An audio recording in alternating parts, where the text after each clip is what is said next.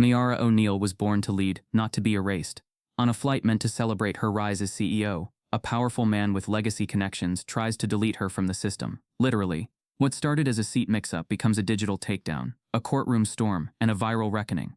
While her father, Big Shaq, pulls strings in silence, the entire flight and the truth behind it gets grounded. Because when power tries to whisper injustice, silence fights back louder. This isn't just about a seat, it's about who gets to stay in it. Before we deep dive into this interesting story, subscribe to our channel and tell us where are you watching from. Share in the comments below. The airport was alive with motion, not the chaotic kind, but the ordered hum of a weekday flight schedule running on time. The floor glistened beneath the polished shoes of executives and the scuffed sneakers of weary travelers. Announcements echoed across terminals, and the sun bathed the windows of Gate 17 in gold. It was a day like any other, but not for Shaquille O'Neal. Shaq stood quietly beside a vending machine, baseball cap low over his brow. Frame leaned slightly forward as if trying to disappear into the moment. Most people didn't notice him, or pretended not to. A few glanced, squinted, nudged a friend. But Shaq wasn't interested in attention.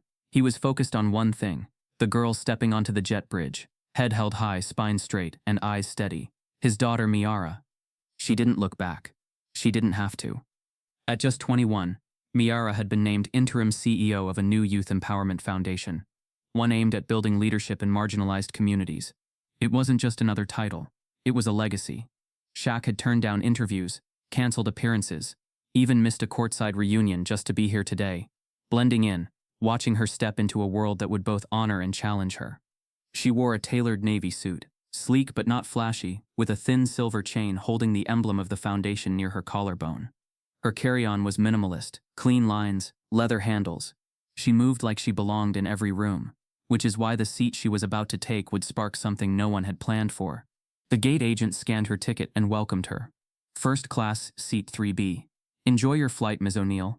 Thank you, she said, her tone calm but confident. Shaq smiled softly.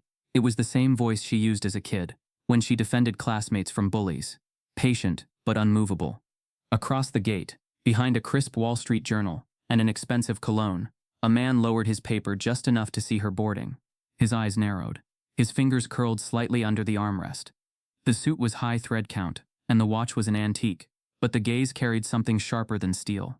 Prescott Langston. He'd flown with the airline for 27 years, racked up platinum miles, and held silent expectations of who sat beside him in first class. This wasn't it. Shaq watched Miara disappear down the bridge, and then slowly made his way toward the coach section. He had insisted she fly alone. "You're the boss now," he'd said with a grin. "And bosses handle their own boarding passes." She didn't argue. As he passed through security earlier, he'd noticed whispers, some about him, some not. But something had lingered in the air. He'd felt it before games, before stormy interviews, before moments when things shifted just slightly sideways. It wasn't fear, it was that gut-deep feeling that something was coming, something unjustified, something calculated. Still, he said nothing. He nodded politely to the flight attendants and ducked into his aisle seat in the back, stretching his legs as far as the row would allow. A pair of kids across the aisle caught sight of him and gasped. One of them whispered, "I think that's Shaq," but he only winked and put on his noise-canceling headphones. His job now was to observe. Meanwhile, Miara settled into 3B, folding her jacket neatly, placing her phone on airplane mode, and opening the strategic planning binder she'd spent all night reviewing. Every page bore highlights and scribbled notes. She was ready. Her vision for the foundation was not just numbers or donations. It was people, policies, changing expectations in boardrooms and classrooms alike. She knew the resistance wouldn't just come from outside. It would come seated right beside her. Prescott hadn't said a word yet, but his body had. The sideways glance, the exaggerated sigh, the tapping finger against the leather seat divider. She registered each one, cataloged them like she'd been trained to do in prep school debate classes. Words weren't always the weapon. Sometimes, silence was a blade. The rest of the plane boarded with the usual mix of urgency and apathy. Luggage wheels bumped. Overhead bins slammed shut.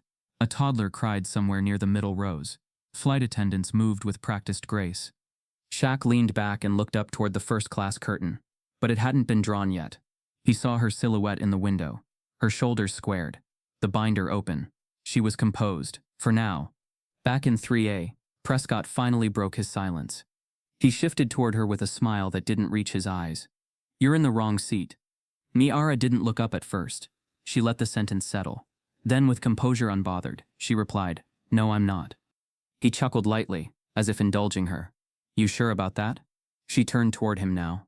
"I'm Miara O'Neill, C3B, interim CEO of the Youth Frontier Foundation. And yes, I'm sure." He paused, caught off guard, not by her name, but by her certainty.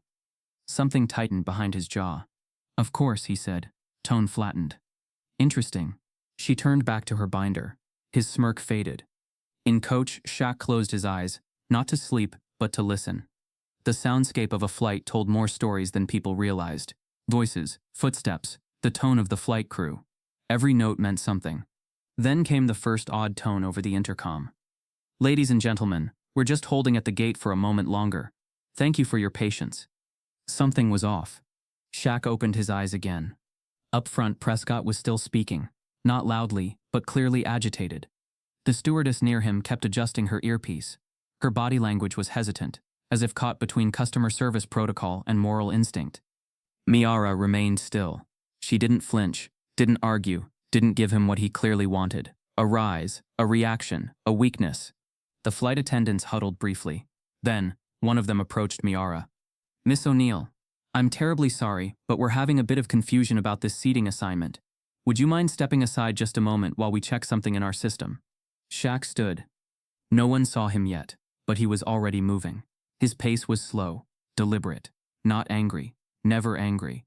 But in his eyes was something unmistakable, presence. He made it to the first-class curtain just as it was being drawn, and paused. He didn't step through. He didn't raise his voice. He simply stood where he knew his daughter could sense him. And she did. Miara turned toward the attendant and said, "I'll wait right here. I'm not giving up this seat." The attendant hesitated. A silence fell across the front cabin. Prescott shifted uncomfortably now. He hadn't expected this kind of calm defiance. He leaned back in his seat, eyes now flicking toward the curtain. And that was the moment, subtle but real, when something in the air changed. A fault line under the surface of a smooth flight. Invisible, but dangerous. Because this wasn't about comfort anymore. It was about position, about power, about assumptions wrapped in cashmere and carried on private jet expectations. Shaq, still at the curtain, nodded to himself and returned to his seat. The time wasn't now, not yet, but he'd felt it. The sky outside may have been blue, but up here something darker was already forming. And it wasn't going to stay quiet for long. Prescott Langston wore his privilege like a second skin, immaculately tailored, inherited rather than earned. His cufflinks bore a family crest. His shoes hadn't touched a discount rack in decades. To the flight crew, he was a longtime loyalist. To the airline system, he was a trusted elite. To himself, he was untouchable. His name was quietly stamped on a dozen lobbying committees, and a corner of his family's empire sat on a board that once helped bail this airline out of bankruptcy. Unseen power, the kind that tilted rooms, steered decisions, and rewrote policies with a single call. From his seat in 3A, Prescott had already built his fortress. The Wall Street Journal carefully folded on the armrest, noise-canceling earbuds in, a cup of strong espresso placed precisely to the right of his laptop. His boarding had been early, almost ceremonious. No interruptions, no questions, only nods and knowing glances. He was the kind of man who made expectations feel like rules. Until Miara arrived. She took her seat next to him, with the quiet confidence of someone who didn't need to prove herself. Her eyes didn't dart. Her hands didn't fumble. She didn't pause to ask if she belonged. Because she did. The boarding pass said it. The organization behind her said it. And her father, now taking his own seat in coach, had raised her to believe it, deeply and without condition. Prescott didn't react immediately. He gave her a sidelong glance, the kind used in country clubs when someone uninvited walks into the members' lounge. He lifted his espresso, took a sip, then returned his attention to the screen in front of him. For a moment there was only the rustle of passengers settling and the faint click of seatbelts locking. Then his smirk cracked through the surface like ice under pressure. "You're in the wrong seat," he said, not looking at her. Miara responded without turning her head. "No, I'm exactly where I should be." He glanced at her now, taking in the suit, the binder, the pressed name tag of the foundation on her lapel. His smirk grew slightly amused. He murmured. "They're letting interns up here now?" She closed the binder slowly and met his gaze with unsettling stillness. "I'm the CEO. Interim for now." Prescott leaned back in his chair, lips tight around a breath meant to be restrained. Of course you are, he said with a chuckle. That's admirable. It wasn't a compliment. It was a scalpel disguised as curiosity. He let the silence drag out, waiting for her to shrink into it. She didn't. Instead, she turned her gaze back to her binder. The exchange wasn't loud, but the energy shifted around them. 2 passengers in row 4 subtly looked up. A flight attendant stationed at the front galley took a step closer, glancing between them as if registering the charge in the air but unsure how to name it. Prescott cleared his throat and continued, casually now, but each word calculated. I just find it interesting, he said, how quickly these leadership spots open up when quotas are involved.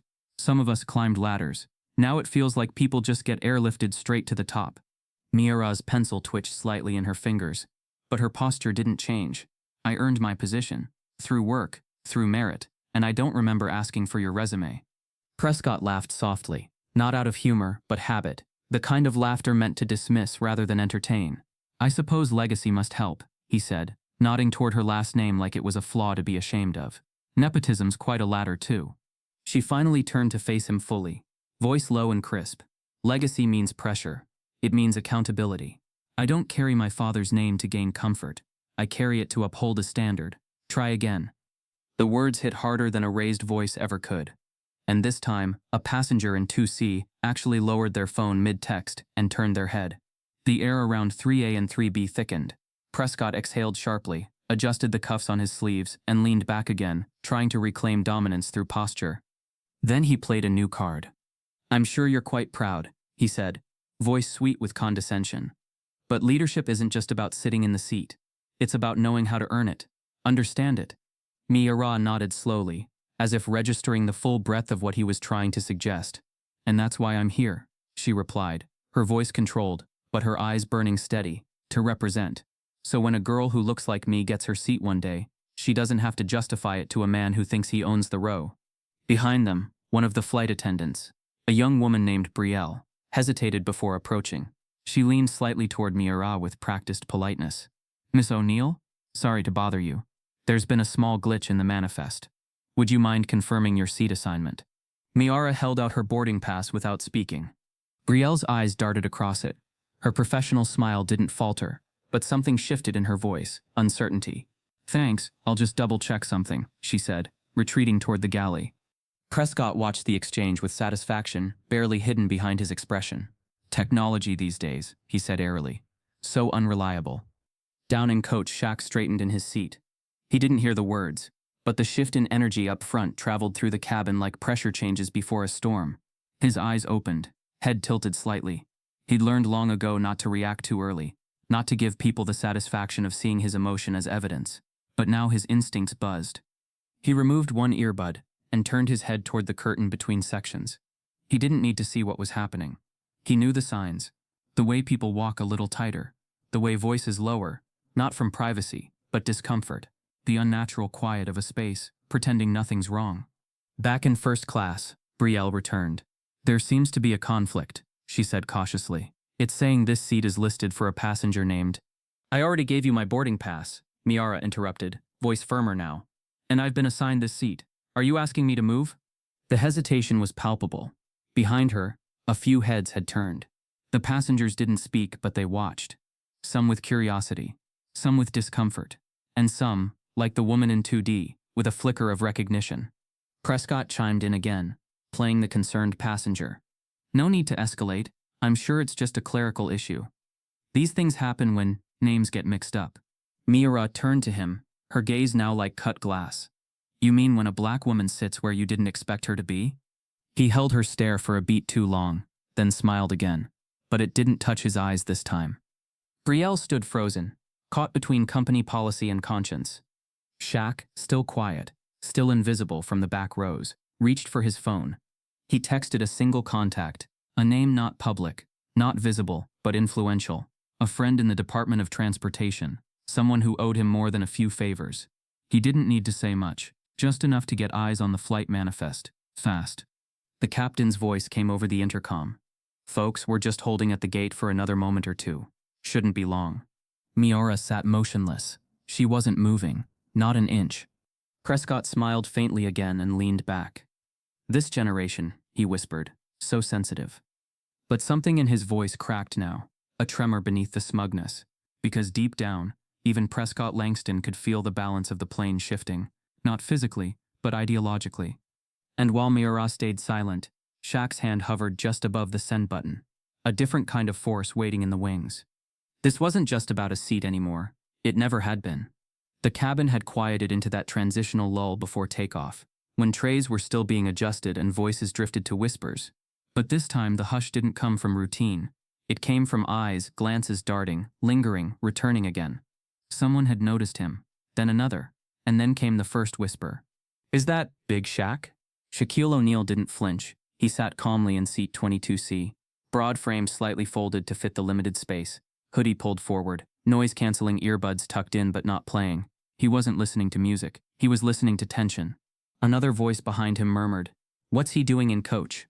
It wasn't judgmental, more confused. After all, this was Big Shaq, household name, NBA royalty, a businessman, a philanthropist, a man who could have bought the entire first-class cabin if he wanted to. But here he was, squeezed between a middle-aged man with a sandwich and a teen clutching a backpack. It didn't make sense to them. It made perfect sense to him. This flight wasn't about comfort. It was about proximity. Proximity to what mattered, to her. He didn't need to be seated in front to protect her. He just needed to be close enough to act if the moment called. And that moment was arriving. The curtain separating first class from coach hadn't closed yet. Through the slit he could see the shape of Miara's shoulders, still upright, still centered. But now her posture had stiffened. Her hands were no longer resting easily in her lap. They were clenched around her stylus, still but straining. Prescott Langston hadn't stopped. If anything, he had shifted tactics. He had risen slightly from his seat and was now speaking in a composed but insistent tone to the lead flight attendant, a silver-haired man with years of practiced neutrality etched into his expression. Prescott was the kind of man who wore entitlement with elegance. He didn't raise his voice. He didn't need to. He had been trained in the art of persuasive escalation. "I'm simply saying," Prescott said, with a practiced smile, "that it's highly irregular. A seating misassignment like this, especially with a high-tier member like myself. I've been with this airline longer than most of your current staff." The flight attendant nodded politely, scanning the device in his hand, clearly unsure how to resolve the growing tension without igniting it further. Prescott leaned closer, lowering his voice just enough that it seemed confidential. "Let's avoid unnecessary drama. It reflects poorly on everyone. I'm sure the young lady wouldn't mind relocating. She seems reasonable." Shaq's gaze hardened as he watched the exchange. Still no raised voices. Still no confrontation. But the edges were sharpening. Words were being chosen not to clarify, but to provoke. Miura, for her part, hadn't spoken since the last exchange. But the silence was no retreat. It was resistance. She remained in her seat, spine straight, hands firm. Her eyes were fixed on the binder open before her. But her attention was split now, half on the pages, half on the battle, quietly unfolding around her. The man across the aisle in 3C leaned back slightly, trying to disappear into the window as he pretended to ignore the drama.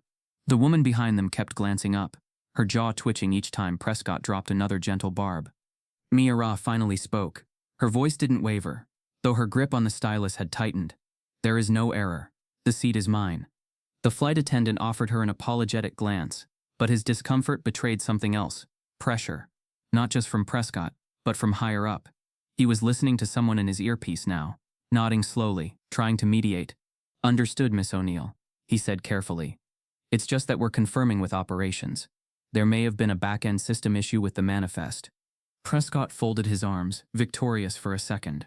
"You see, these glitches happen. Technology isn't perfect."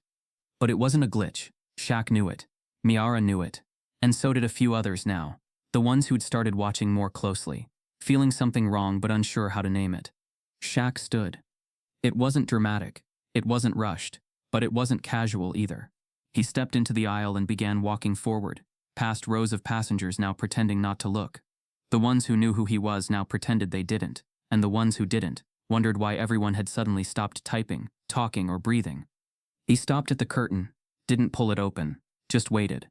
In front of him, a flight attendant named Jenna turned, startled slightly by his presence. Her eyes widened when she recognized him. "Mr. O'Neal," she whispered. "Can I just want to know what the issue is," he said, voice low, even. "That's my daughter." Jenna hesitated. The chain of command didn't train for this. She turned toward the lead attendant. who was now speaking into his headset again, eyebrows furrowed. Shaq didn't step through. He didn't have to. Miara had already seen him. Her hand unclenched slightly, just slightly. Prescott turned and noticed him too. The recognition was instant, and it wasn't pleasant. His eyes flickered with discomfort before returning to his mask of politeness. "Well, this is unexpected," he muttered. "Didn't realize this was a family reunion." Shaq didn't respond. He kept his eyes on Miara. She gave a small nod. It was enough. It was enough. He turned and walked back to Coach. Slowly, deliberately, as whispers surged again. "Shaq's daughter? What's happening up there? Why is that guy making her move? Did they just ask her for ID again? No way that's random." People were starting to talk now, louder, not full volume, but no longer whispered either. Something in the cabin had shifted. The illusion of order was fraying at the seams. Miara leaned back in her seat, folded the binder, and placed it inside her leather brief. She didn't intend to leave, but she was bracing for the next phase, the part where the pressure would no longer be subtle, the part where the system would try to reassert itself through policy, paperwork, or polite gaslighting. Prescott cleared his throat again. "Of course, no one wants to make a scene," he said, looking around now as if seeking support from fellow passengers. "We're just trying to keep the process fair." Miara turned toward him. Fair would be treating every passenger by their confirmed seat and title, not their skin tone. Prescott blinked, not because he was offended, but because he was exposed. Behind them, a woman seated near the back of first class took out her phone. Not to text, to record, just in case. The flight attendant returned once more. "Miss O'Neill," he said, "I'm sorry. We're still verifying with headquarters, but for now we'd appreciate your cooperation." Miara stayed still. "I am cooperating," she said. "I'm in my seat. That's what passengers are asked to do." Prescott sighed loudly. This is unbelievable. Across the plane, more passengers were now actively eavesdropping. No one was intervening yet, but the slow realization was creeping in. This wasn't about seating. This was about something uglier, something no airline protocol manual could cleanly navigate. Shaq, seated again, had opened his phone and quietly begun forwarding a message chain, one with timestamps, seat numbers, a digital receipt of Miara's booking, and a confirmation from the Foundation's travel agent. He wasn't calling for favors yet. He was setting the board. He didn't need to fight. He just needed to expose. And all around them, the whispers in the aisle were becoming voices. Still low, still cautious, but no longer silent. The system had tried to work in shadows. It wasn't working anymore. Miara remained in her seat. Prescott shifted uncomfortably beside her, no longer entirely in control. And the flight still hadn't taken off. The plane had begun to inch forward. Slowly, methodically. The familiar rumble of tires on tarmac signaled that takeoff procedures were technically underway. Cabin lights dimmed just a notch. Seatbelt signs blinked overhead. A standard taxi. A standard flight. A standard delay. But nothing about this moment felt standard. Up in first class, Miara O'Neill hadn't moved. Not a muscle. Her seatbelt was fastened. Her blazer was buttoned. Her gaze was steady on the back of the seat in front of her. Eyes narrowed just enough to look calm, but not disengaged. She knew better than to let herself relax now. Prescott Langston was still beside her, still shifting, still sighing, still playing the part of a disturbed gentleman trapped in a frustrating mishap. But every breath he took came with a layer of calculated malice, dressed in civility. It wasn't what he was saying anymore. It was the game he was playing. And now the board was expanding. The lead flight attendant was back in the front galley, headset pressed tightly to his right ear, eyes scanning a flickering screen on the tablet in his hand. His mouth twitched every few seconds, mouthing short responses to whatever voice was in his earpiece. Corporate, probably. Or security. Or both. Then came a subtle pause in the aircraft's movement. The plane rolled to a stop on the side of the taxiway, engines still humming but idle. It was an interruption, not an emergency. The kind that might go unnoticed to the average passenger, chalked up to traffic on the runway. But Shaq felt it in his chest, the subtle halt that spoke louder than any announcement. He sat motionless in 22C, phone still in his palm. The thread he'd started with his FAA contact now had 3 unread replies. One was a confirmation of the flight manifest. The second was a security alert ping from the airline's backend. The third was more chilling. Passenger name Miara O'Neill, not found in seat registry. Seat 3B assigned to placeholder reservation, flagged for escalation. Shaq didn't react. He didn't breathe deeper. But he knew exactly what that meant. This wasn't a clerical error. It wasn't a glitch. Someone had deliberately erased her from the airline system mid-boarding. In first class, Miura noticed it too. The flight attendant who had previously addressed her returned, now with a paper manifest in hand, eyes nervous and voice rehearsed. "Miss O'Neill, I apologize again. Our internal systems are still showing a discrepancy. Unfortunately, your reservation isn't appearing in our active seating chart." Prescott turned slightly toward her with a triumphant flicker in his smile. "Told you. Should have listened before it became a bigger issue." Miara ignored him, her voice steady. "I was issued this seat 3 days ago. Confirmed. Booked by my foundation's team. This is my seat. Your system is wrong." The attendant faltered. "I understand, but your name doesn't appear anywhere in our active manifest. We've verified through central operations. It's been wiped." The word hung in the air like smoke. "What?" Miura didn't blink. "Then the question isn't whether I belong here. It's why someone wants me removed." Prescott shifted uncomfortably, but he couldn't hide the gleam of satisfaction that passed across his face. This wasn't just about a seat anymore. This was about erasure. The kind of erasure that's harder to protest because it's executed through silence, through missing records, through technical difficulties, through digital plausibility. The lead attendant turned his attention to Prescott next. "Sir, thank you for your patience. We are working to resolve the situation. Please bear with us." "Bear with you?" Prescott scoffed. "You've got someone in the wrong seat, holding up a scheduled departure, and you're asking me for patience? My time is not expendable." The flight crew stepped back slightly, recalibrating. The captain hadn't spoken in a while. No updates had come through the intercom. Just the soft whir of engines and the low-level murmur of passengers trying to act uninterested while listening to every word. Shaq leaned back in his seat. He opened the messages again and typed a short reply. "Someone just wiped her from the system. I need a list of back-end access logs on this flight ID. Now." He knew how systems worked. He had sat in enough boardrooms to understand that records don't vanish without fingerprints. Someone had accessed the reservation database and intentionally scrubbed her seat assignment, timing it to make her presence look like an intrusion. It was a setup, clean, silent, and corporate. But whoever did it hadn't calculated one thing: the fact that she wouldn't move. Up ahead, Miura remained still. The flight attendant asked again, now with slightly more urgency. "Miss O'Neill, I have to ask one last time. If you do not have a seat assigned, we may be required to delay the flight until we can verify with security protocols." Miura's response came with slow precision.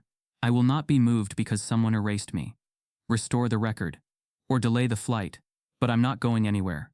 Passengers began murmuring louder now. Words floated through the cabin, some supportive, others skeptical. "I think she's right. They're just delaying because she won't back down. Who wipes a CEO's name from a flight manifest? This is bigger than a seating error." "You think this is racial?" Shaq finally stood again. This time he walked to the galley, not through the curtain, but just far enough to speak directly to the younger attendant. "May I ask for the flight manager?" he said calmly, but with authority. The attendant nodded nervously. "Of course, Mr. O'Neill." In less than 30 seconds, the lead was there. Shaq showed him his phone, showed the reservation confirmations, the emails, the timestamps. "Your system didn't glitch. Someone accessed this record and deleted it between check-in and takeoff. We need to know who, now." The flight manager swallowed. "Sir, I'm not authorized to—" "You're authorized to delay this flight," Shaq cut in. "So either you figure out who authorized this deletion, or I'll have federal aviation investigators in your system before we're halfway to Denver." The flight manager stiffened. "I'll contact IT security immediately. And I want a printed copy of the original reservation list," Shaq added. "Not the one you're holding. The one from 30 minutes ago." The man nodded and retreated. Prescott had watched the entire exchange from his seat. His face had hardened, the smugness beginning to crack. He leaned toward Miara, voice low. "You think this makes you look strong?" She tilted her head slightly toward him. "No, I think it makes you look afraid." He recoiled ever so slightly. In the next few minutes, the plane remained parked. Passengers stirred. Some stood. Some checked their phones. The woman in 2D kept recording, now openly, without pretense. And from the rear, Shaq returned to his seat with quiet finality. His phone buzzed. Access log report attached. 3 unauthorized edits to reservation code MEAO2121 occurred within 5 minutes of check-in. Source device remote terminal. Internal IP. Logged under P. Langston Fleet priority. Shaq exhaled. Prescott hadn't just caused the problem. He had authorized it. He'd used his executive privilege as a platinum-tier flyer with back-end access from years of elite status and board-level relationships to override a seat assignment he didn't agree with. He hadn't just protested the seating. He had reached into the system and erased her, like she was an error to delete. Shaq looked up toward the cockpit door, then toward the flight attendant still monitoring the front of the cabin. He didn't need to shout, didn't need to demand. All he needed now was proof. And he had it. In seat 3B, Mayara opened her phone quietly and began drafting a message to her foundation's comms director. It started with, "I stayed seated, even when they tried to erase me." The engines fired again. The plane inched forward, but the altitude check wasn't physical. It was moral. A line had been crossed, and someone was about to answer for it. Shaquille O'Neal had learned early that power didn't always roar. Sometimes it moved in silence, like pressure building behind a dam, invisible until it surged. He had built an empire on presence, not provocation, and now, in the thin, suspended quiet of an airplane not quite ready to take off, he became the calm before the storm. Seated in 22C, with his long frame compressed against the limits of coach, Shaq wasn't brooding. He was building. His phone screen glowed dimly in the darkened cabin. His thumbs moved with calculated patience, not frantic, not desperate, just focused. He was pulling files, receipts, booking confirmations, time-stamped emails. He wasn't sending them all at once. He knew better than to broadcast the play before the final move. He sent them one by one, to one recipient, a woman whose number he hadn't used since a settlement involving a crooked brand deal 2 years ago. Candace Mendez, attorney at law, and the kind of lawyer who didn't pick up unless the storm was real. Today, she answered on the second ring. "Shaq?" He didn't waste time. "Need you to flag a data tampering incident. Commercial airline, internal override of a seat assignment. Passenger is Mayara." There was a pause, then a sharp inhale. "You think this was targeted?" "I don't think. I know." "I'll pull the logs from the FAA side," she said. "Send me everything, time-stamped. I'll coordinate with aviation compliance and lock it to her name." Shaq nodded silently and ended the call. He didn't need to explain. He just needed to act. Meanwhile, 30 rows ahead, Mayara sat with the stillness of a seasoned strategist. Her face betrayed nothing, but her body language was coded for survival. Back straight, jaw firm, fingers linked gently at her lap. She had refused to touch her phone again. She didn't want the world to think she needed a lifeline. She wanted them to know she was one. Next to her, Prescott Langston had pivoted from smugness to strategy. He was no longer dealing with a young woman. He was dealing with a symbol, and that made him nervous. Still, he couldn't help himself. "They've made it so easy now, haven't they?" he muttered under his breath, voice just loud enough to be heard by her, and by anyone curious enough to pretend not to listen. All these diversity hires, youth leadership initiatives, quotas dressed as progress. Mayara turned her head slowly toward him. Her gaze wasn't angry, it was surgical. "You mean giving people opportunities without requiring them to change their last names, or straighten their hair to be accepted?" Prescott blinked but smiled, unbothered. "You're articulate, I'll give you that. Your microaggressions are showing," she said, not even blinking. A couple nearby passengers turned their heads. He leaned back, still performing for the invisible audience. "I'm just saying, when we start handing out titles like candy, the value drops. People start assuming roles they're not qualified for. It weakens institutions. Legacy matters." She held his gaze a moment longer, then let her eyes shift to the window. Legacy's only dangerous when it's challenged. He didn't respond to that, because he didn't know how. And for the first time since the flight had stalled, he looked less sure. In coach, Shaq had just received another encrypted message from Candace. It was short, just 2 sentences. "Confirmation. Internal tampering confirmed. Passenger record edited, using legacy override credentials. Name P. Langston." It was enough. He closed the message, opened a new thread, and attached a silent bot PDF with all receipts, cross-verified times, and an executive summary. Then he sent it to a private inbox belonging to a journalist he trusted, someone who didn't print rumors, only records. The subject line read, "For when the denial starts." He wasn't planning to break the story. He was planning to control its shape when it broke. Because this was no longer about a seat. It was about exposure, about systems, about how much manipulation could go unchecked when it was wrapped in politeness and policy. Meanwhile, the flight crew continued to delay takeoff. Another message came over the intercom. "Ladies and gentlemen, thank you again for your patience. We're working through a minor operations delay. Flight attendants will continue to provide updates." In other words, the front of the cabin was on fire. They just couldn't say it out loud. Prescott was beginning to sense he'd overplayed his hand. He tapped his phone subtly under the armrest and sent a message to someone on the airline's executive liaison team. He'd called in a favor before boarding. He wasn't expecting this level of visibility. Passengers were watching now, and the cabin crew had stopped avoiding eye contact. They were paying attention. He leaned toward Miara once more. "I think we got off on the wrong foot." She exhaled slowly. "That's usually how oppression starts." He chuckled nervously. "You're strong, I'll give you that, but strength doesn't win fights like this." "That's because you mistake resistance for aggression," she replied. "I'm not fighting, I'm enduring." The flight attendant returned, but this time her tone had changed. There was no request to move, no mention of manifest issues. "Miss O'Neill," she said, addressing Miara with a tone more respectful than before. "We're resolving the internal discrepancy. You're clear to remain seated." Prescott's head snapped toward her. "Wait, you're just going to let this continue?" The attendant didn't answer him. She looked only at Miara. "Can I bring you anything to drink?" "Water's fine," Miara said. "Thank you." Shaq received one last ping from Candace. "Copy of legal action prepared. Airline notified of pending inquiry. Any attempt to remove her now will trigger breach protocol." He didn't smile, but he sat back a little deeper in his seat.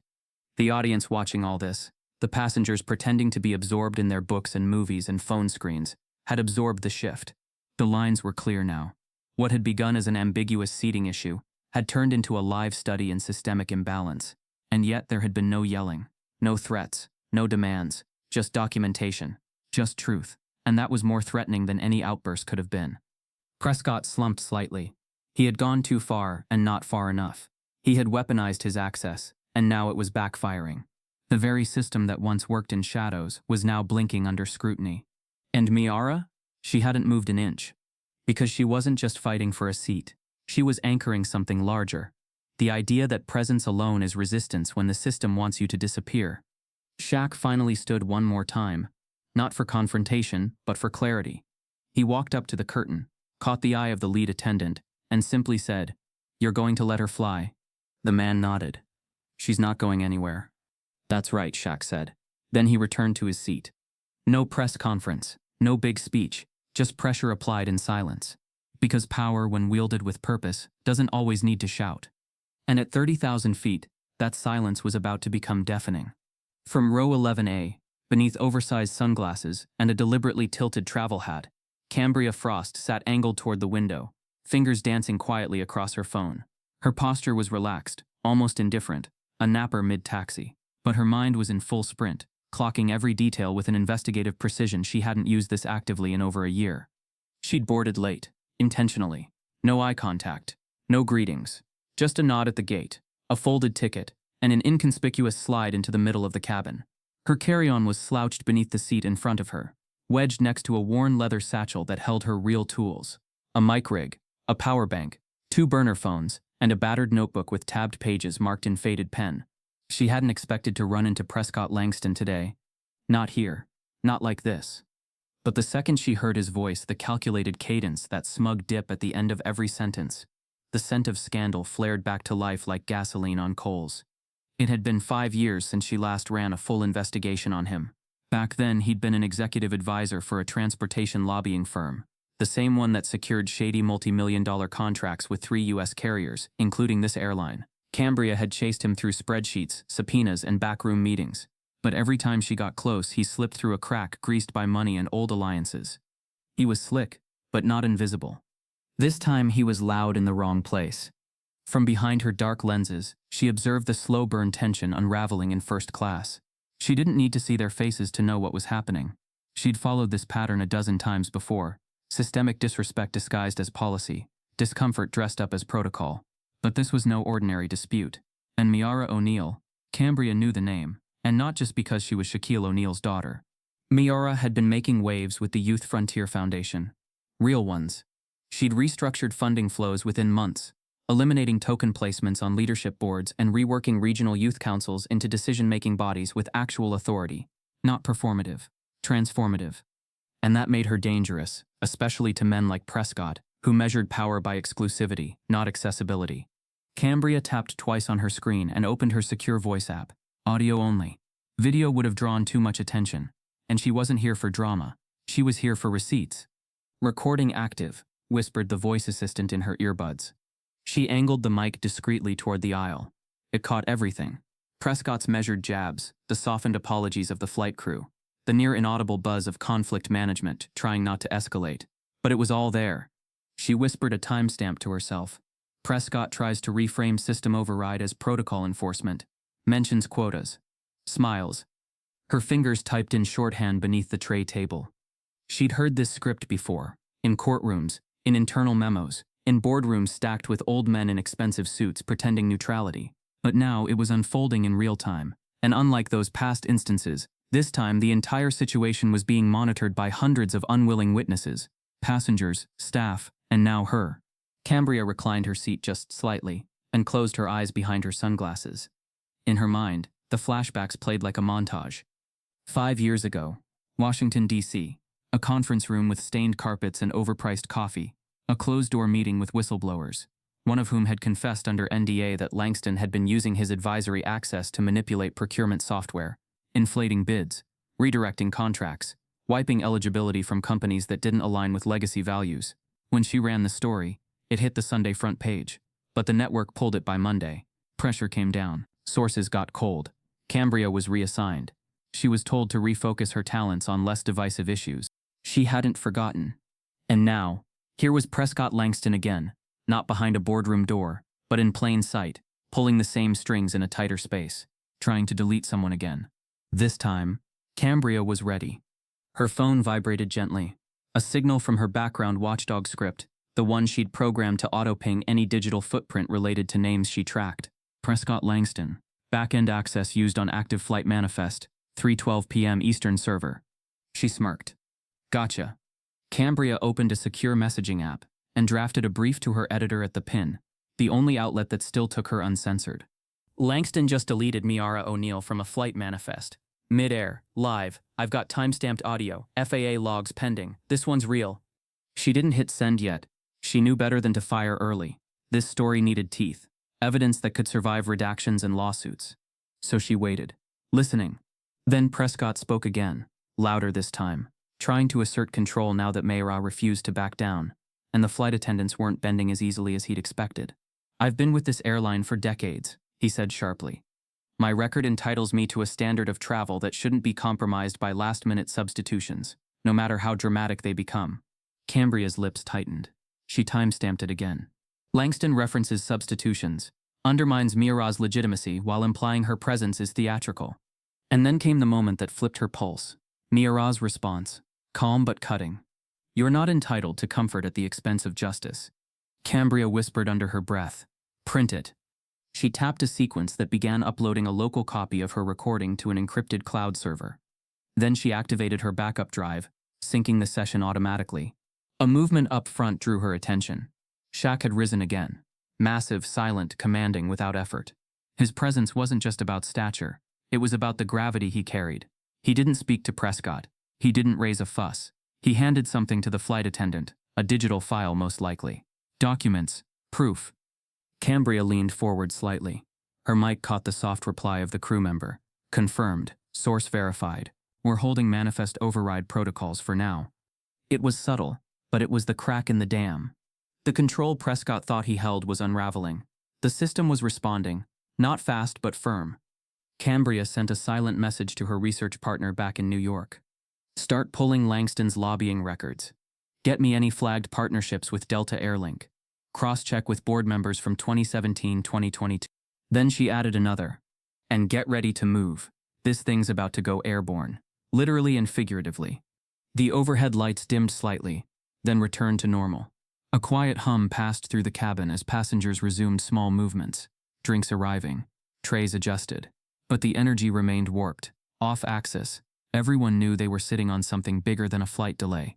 Cambria kept recording. Prescott had turned quiet now, not resigned, but calculating. The weight of exposure was beginning to press down. He hadn't expected a challenge, certainly not from a young black woman who refused to shrink or snap. And he definitely hadn't expected an unseen passenger 4 rows back building a case against him piece by piece. But that's the thing about power, real power. It doesn't always sit in first class. Sometimes it records from row 11, with the silence of a predator and the precision of a courtroom. Cambria sat back and whispered into her mic again. System override. Racial implication. Power misused. Subject resisted without escalation. Seat retention confirmed. Digital record contradicts verbal claim. Story holds. She paused. Still unfolding. Then she tapped save, closed the audio app, and finally allowed herself the smallest smile. Prescott Langston wasn't going to walk away clean this time. Because someone had been watching. Listening. And unlike last time, this story wasn't going to get buried. The plane had begun to inch forward. Slowly. Methodically. The familiar rumble of tires on tarmac signaled that takeoff procedures were technically underway. Cabin lights dimmed just a notch. Seatbelt signs blinked overhead. A standard taxi. A standard flight. A standard delay. But nothing about this moment felt standard. The moment came without fanfare. Not with a bang, but with a pause. A long, loaded pause. 60 seconds after Cambria Frost began her covert recording, just as Prescott Langston leaned back into his seat, visibly rattled by Miara's defiance and the stiffening air around him, the pilot's voice came over the intercom. Calm, authoritative, almost surgical. Ladies and gentlemen, this is your captain speaking. We've just received a security notification from internal systems and will be returning to the gate for protocol verification. Please remain seated with your seatbelts fastened. Thank you for your cooperation. The cabin froze. A ripple moved through the rows like a shift in pressure. Passengers looked at one another, startled. Eyes darted toward overhead bins. Seatbelts clicked instinctively. A baby started to cry, not from hunger or discomfort, but from the sheer tension now baked into the oxygen. It wasn't just a delay now, it was something else, something unnerving. The engines throttled down, and the plane slowed its taxi. Then, with a deliberate veer, it turned off the runway path and began crawling back toward the terminal. The landing gear rumbled across the tarmac with a drag that sounded more like retreat than redirection. Up in first class, Miara remained perfectly still, though her jaw tightened slightly. This wasn't her doing, not directly, and that unsettled her more than Prescott's earlier comments. She was used to resisting, she was used to standing her ground, but this was a force moving outside her control. Shaq? 22 rows back, Shaquille O'Neal sat with his phone lowered, and his expression unreadable. His eyes were trained on the seat ahead, but his mind had already moved beyond the cabin.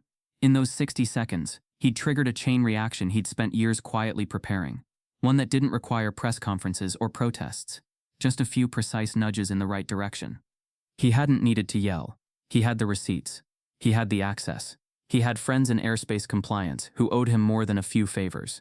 One of them had just elevated the anomaly in Miara's seat assignment to a level 2 integrity threat, the kind that froze flight clearances until investigation was complete. The system had flagged a manifest override breach tied to unauthorized executive access. No one said Prescott's name, yet. But it was coming.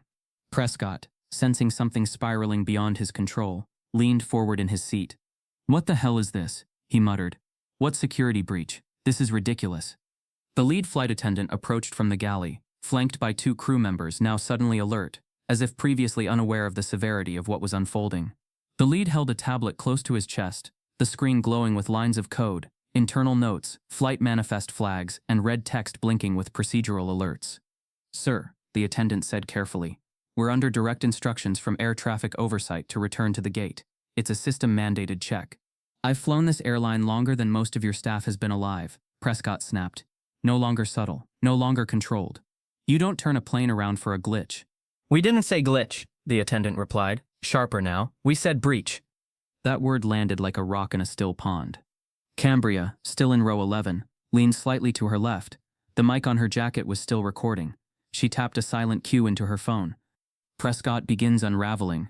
Uses tenure as leverage. Breach confirmed by crew. Flight diverted mid-taxi. Prescott looked at Miara now. His mask had cracked. There was panic underneath. Not fear of her, but fear of what she symbolized. She wasn't just resistance. She was exposure. She wasn't supposed to last this long. She wasn't supposed to stay seated. And she definitely wasn't supposed to win. "You don't know what you've started," he said, barely audible. Miara looked at him. Her voice was calm but deliberate. "Maybe. But I know how it ends." Across the aisle, a woman who had earlier remained silent now reached for her phone, not to scroll, to record. There was a ripple of realization now growing in the cabin. This wasn't about a passenger dispute. It was about a system hitting its limit. Prescott gritted his teeth. This is all for optics. You got your drama. You should be proud. It's not drama, Miara said. It's daylight. He clenched his jaw. I've worked with the airline's executive board. I'll have statements in every paper by morning. The press doesn't care about nuance. Cambria smiled behind her glasses in row 11. Too late, Prescott. Because the press was already here. Recording, time-stamping, archiving. And the nuance? It was woven into every breath he'd wasted trying to erase someone who refused to disappear. As the plane neared the gate, the pilot's voice returned. We ask that all passengers remain seated, as federal liaison officers board briefly for compliance review. We appreciate your understanding. That was it. The tipping point. Prescott turned a shade lighter. No, he muttered. This isn't how this is handled. You don't involve, he stopped. The words wouldn't finish. Because he knew. Deep down, he knew. Someone had escalated this far above his pay grade.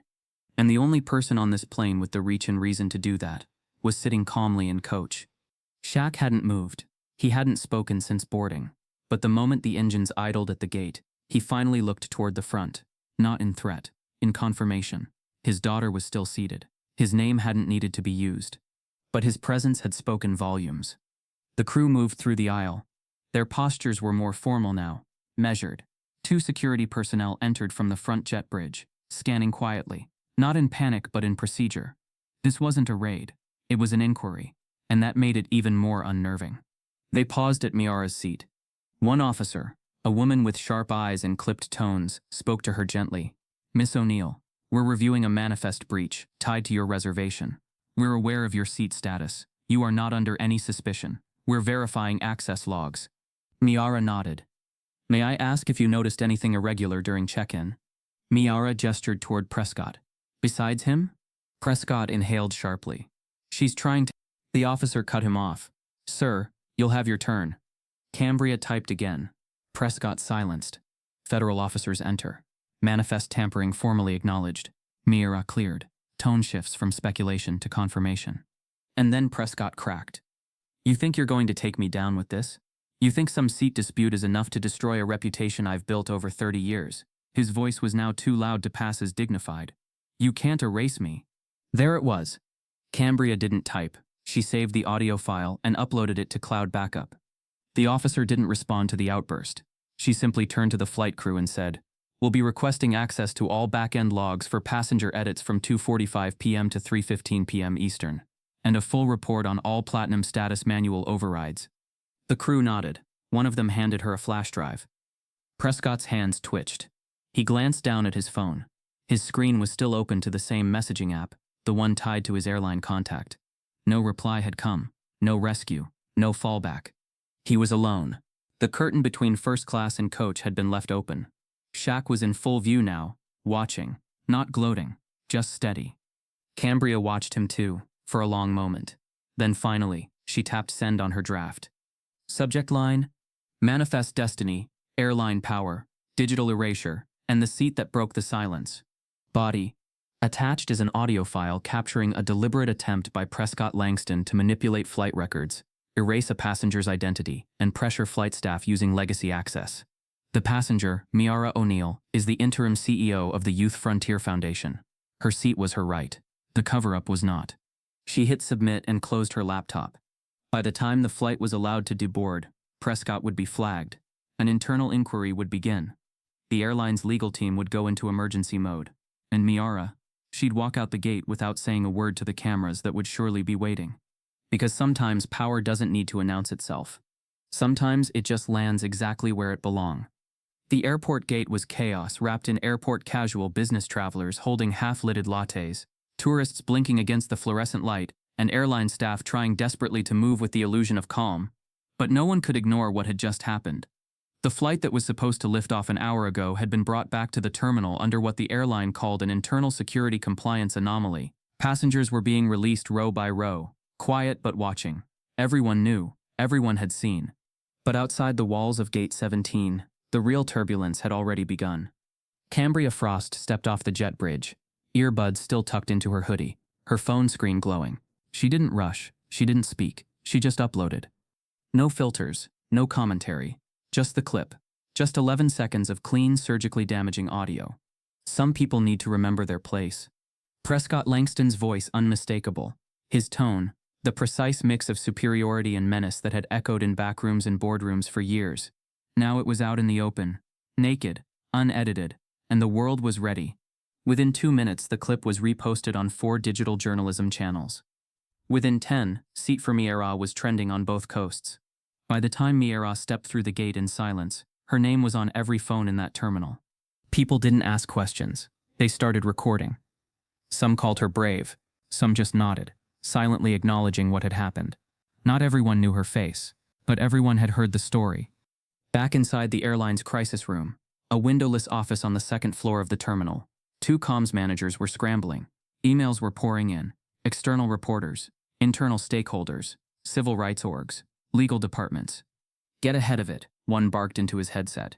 Frame it as a misunderstanding, a policy miscommunication. Do not confirm the override. Do not. But it was too late. Truth had left the gate. Cambria's clip had gone from her blog to Reddit to X to 3 Instagram reels, one of which used a slow-motion transition and superimposed the word erasure in capital white text. The internet didn't need full context. It had enough. A powerful white executive tried to remove a black woman from a seat she rightfully held, and failed, and then revealed his intent on audio. Now the world was doing what it did best, fueling the fire. Activists on the ground flooded the airline's latest social media post. Ironically, a sponsored reel promoting inclusion at 30,000 feet. Comments were brutal, swift, and precise. You can't fake diversity from 30,000 feet if you're deleting black women from row 3. Tell us again how first-class values work. This ain't turbulence, it's justice. Somewhere in the terminal, Prescott Langston was being escorted, not by force, but by necessity, through a side exit, head lowered beneath tinted glasses, his phone buzzing non-stop, but not with support. His longtime PR advisor had already texted one sentence. Resign now, or they'll drag you in pieces. Back near gate 17, Shaq stood off to the side with arms crossed over his chest. He wasn't talking to reporters. He wasn't filming himself. But he knew. Every now and then someone approached to shake his hand. A father thanked him. A woman whispered, "We saw her. We saw all of it." Shaq just nodded. He hadn't touched a mic. He didn't need to. Because the story wasn't about him anymore. Miera stood near the window, watching a different flight taxi out. Her posture was unchanged, upright, poised, but her eyes now carried the weight of a name gone viral. It wasn't fame she felt, it was the weight of representation. And with every new share, every new headline, the war over that seat, that damn seat, was becoming a mirror for a country struggling with the same question: who gets to belong? A representative from the airline finally approached her. Nervous, calculated, polite. "Miss O'Neill, we'd like to invite you to our executive lounge for a private debriefing, and to offer you a—" She cut him off without raising her voice. "I'm not interested in bottled apologies." He tried again. "We'd like to issue a public statement, jointly perhaps, about how this was a regrettable misunderstanding." Miera turned and looked him dead in the eyes. "You deleted me. Not by accident. And now the world knows, that's your statement." She didn't say anything else, just walked away. Cambria stood near a column, still streaming, but discreet. She didn't approach Mara. She didn't ask for an interview. She knew that some victories didn't need narration. But even as social media lit up with support, politicians tweeting their concern, influencers demanding boycotts, lawyers citing civil rights violations, something deeper was unraveling. Legal teams from advocacy groups were already drafting letters. The FAA had issued a formal query into the breach, and passengers from the flight, now seated in cafes and lounges, had begun posting their own accounts. One post, from a mother in row 7, went particularly viral. "I watched a young black woman sit in her assigned seat while a powerful white man tried to erase her with a smile. I watched her stay still, stay calm, stay present, and I watched the system finally pause because she refused to move. That wasn't just a seat, that was a message." In an underground Slack channel, for media contacts, Cambria uploaded a zip file. Langston Gate audio chain.zip. Attached raw audio, transcripts, timeline of override, passenger manifest alterations, FAA report excerpt. She titled her headline draft, "The Seat That Shook the System, Race, Power, and the Woman Who Didn't Move." Back at the airline's crisis room, the VP of Communications stared at a monitor. "Is it over?" someone asked. She shook her head. "No, it's just boarding." The courtroom wasn't dramatic. No flashing cameras. No bombshell testimonies. No yelling across aisles or slamming of gavels. The sound that ruled the room wasn't outrage, it was silence. Silence, the kind that commands attention, that presses into the space between truth and denial until only one is left standing. The kind of silence that rises when words have already done enough damage. Miara sat in the plaintiff's seat, flanked by her legal team but entirely composed. She wore black, not for mourning but for clarity. Her hands were folded in her lap. Her expression was unreadable, not angry, not smug, just still, the way she had been that day on the plane. And again now, under fluorescent lights and wood-paneled expectations, she stayed grounded. Prescott Langston sat across from her at the defense table. His once pristine image built on legacy, relationships, and backdoor leverage, now frayed. His gaze never met hers. Not once. The case wasn't about a fist or a scream.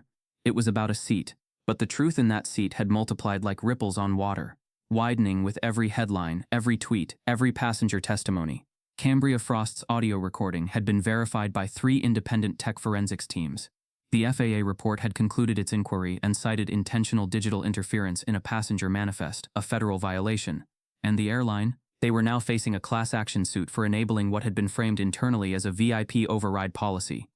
The evidence had no flair, no courtroom theatrics. It came in the form of quiet timestamps, access logs, email chains. The calm voice of Miara saying, "I will not be moved." The clearer voice of Prescott saying, "Some people need to remember their place." No one argued what had happened. The question was, what would be done about it? Testimonies were short, strategic, clean. Cambria took the stand for 12 minutes, played the full audio file, explained the unedited chain of events, explained how she had recorded it, when and why, explained that she hadn't doctored a second, she didn't dramatize, she didn't editorialize. She let the silence between each sentence speak for itself. Shaq never testified. He didn't need to. His presence outside the courthouse each day was enough. Never with a crowd. Never behind a podium. He just stood there for a few minutes, greeted a few supporters, then left. The message was clear. You don't need to raise your voice when the truth is already echoing. During closing statements, Miara's lawyer, Candice Mendez, stood with a document in hand, the original booking receipt, printed and laminated. "This is where she was meant to be," Candice said, holding it up. 3B. That's all. Not asking for privilege. Not asking for recognition. Just occupying the space she had rightfully claimed. But someone couldn't handle that. So they tried to erase her. She turned toward the jury. Not with fists. With code. With silence. With access. And that, Your Honor, is why we're here. The defense tried to pivot, argued policy confusion, system limitations, long-standing flight perks tied to elite status. But every justification felt thinner than the last. They never denied Prescott's override. They couldn't. It was right there in the metadata. When the verdict came, the room didn't erupt. No applause, no gasps, just a simple reading. The court found the airline liable for digital discrimination through internal override abuse. Prescott Langston was declared personally responsible for initiating the change, not criminally, but with enough grounds for civil damages and public censure. A court-ordered statement of accountability would be issued by the airline. Prescott's consulting contracts were suspended. His private partnerships dissolved quietly in the weeks to follow. And Miara? She walked out of the courtroom exactly as she had boarded that plane. Calm, poised, unshaken. Outside, reporters waited with microphones angled.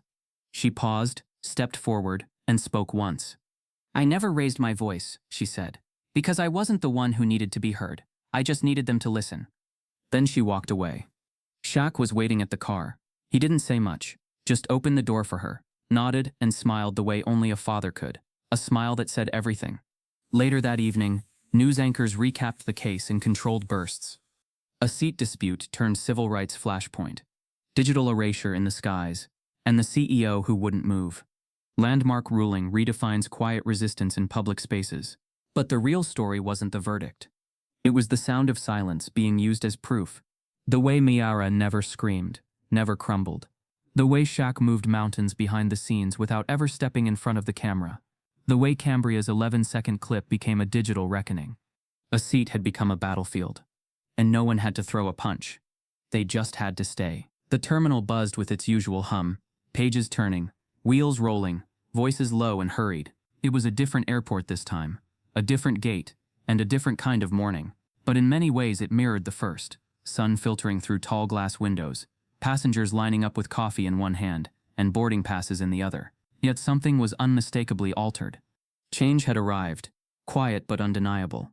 At gate 26A, Mayara O'Neill stood tall in a navy blue blazer, suitcase in tow, her foundation pin gleaming against her lapel. But it wasn't just the tailored fabric or the professional polish that made people look twice. It was presence. It was purpose. She was boarding another flight, this time as the officially appointed CEO of the Youth Frontier Foundation. Interim was no longer attached to her name. The board had voted unanimously weeks ago, not because she was the daughter of a legend, not because she'd gone viral, but because she'd proven, without shouting, that she could hold ground when it mattered most, because she'd stayed seated, and in doing so stood for something. First class had changed too. Gone were the hushed, homogeneous faces of tired legacy flyers. In their place were sharp-eyed, confident young professionals. A black climate policy strategist in 2A. A Latina tech founder in 3C. A trans professor of law working on justice reform seated beside a first-generation Ivy League medical researcher. No one announced their credentials. No one had to. Their presence was their declaration. As Mira made her way toward her seat, this time printed clearly on both her boarding pass and the digital manifest, no one flinched. No flight attendants hesitated. No passenger side-eyed her. She wasn't questioned. She wasn't erased. She was seen. Seat 1B. Reserved. Waiting. Rightfully hers. Across the terminal glass, Shaq watched. Not from coach. Not from a camera pit. Just outside the gate, where he leaned against a column with hands in his jacket pockets, cap low over his eyes, smile barely visible but fully present. He'd insisted on walking her to the gate, not because she needed protection, but because he wanted to see the moment that once tried to erase her be rewritten, and rewritten by her. He'd stayed quiet through it all, through the court hearings, the interviews, the foundation meetings, but his silence hadn't been retreat. It had been strategy, because he knew, always knew, that sometimes the loudest thing a man can do is not speak, just show up. That was his legacy. Now, it was hers too. The overhead speaker clicked softly, and a female voice filtered through the cabin with a slight drawl and firm poise. Welcome aboard Flight 804, non-stop to Atlanta. Please ensure all devices are set to airplane mode. And remember, real power doesn't shout, it just changes the rules. The quote wasn't part of airline protocol.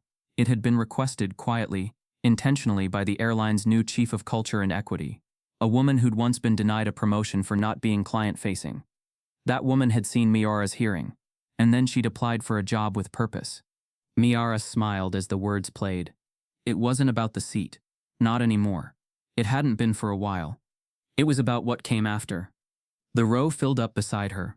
Polite nods, exchanged greetings. Passengers settled in, shared playlists, debated whether breakfast cookies counted as a real meal. It was normal, unremarkable, exactly how it should have always been. But legacy works in the spaces we often ignore, in how we walk into a room, in how systems respond when they once resisted, in how new paths stay open for those walking behind us. The flight crew finished their safety checks. A young attendant, maybe in her first month on the job, adjusted her scarf nervously before stepping toward Miara's row. "Excuse me, Miss O'Neill?" she said quietly. Miara turned, expecting a briefing or paperwork, but instead the attendant smiled. "I just wanted to say thank you. My little sister saw the video. She says she wants to be a seat keeper like you. She's 10. I didn't know how to explain it, but you did." Miara softened. She nodded once, not to dismiss the compliment, but to absorb it, to respect its weight. Tell her she doesn't have to fight to sit. She just has to know she belongs. The attendant beamed and stepped away. The cabin door sealed shut. The plane began to roll. Out the window, Shaq raised a hand, not a wave, just a gesture of solidarity. Then he turned, walking away from the glass, from the gate, from the moment that once demanded everything from his daughter, and gave her nothing freely in return. Now, she was airborne. Now, she was leading. The flight lifted, wheels leaving the tarmac with a soft jolt, and then smooth ascent. No turbulence, no delays, no controversy, just sky. Inside the cabin, passengers adjusted their trays, laptops opened, sleep masks pulled down. The hum of altitude began to lull. Miara leaned back in her seat. She closed her eyes, not out of fatigue, but peace. Peace earned, not granted. Below, headlines would continue, conversations would ignite, hashtags would evolve into roundtables, forums, panels. Some would criticize, some would praise, but all would remember. Not because she yelled. Not because she fought back with fire, but because when the world tried to move her, she stayed. And now she moved through it. At 35,000 feet, legacy wasn't a name. It was a direction. If this story made you pause, good. That's where real change begins. Keep questioning what silence protects and who it tries to erase. Share the seat, hold the line, and when systems falter, stay visible. Because the next time someone tries to rewrite the rules, they just might have to go through you.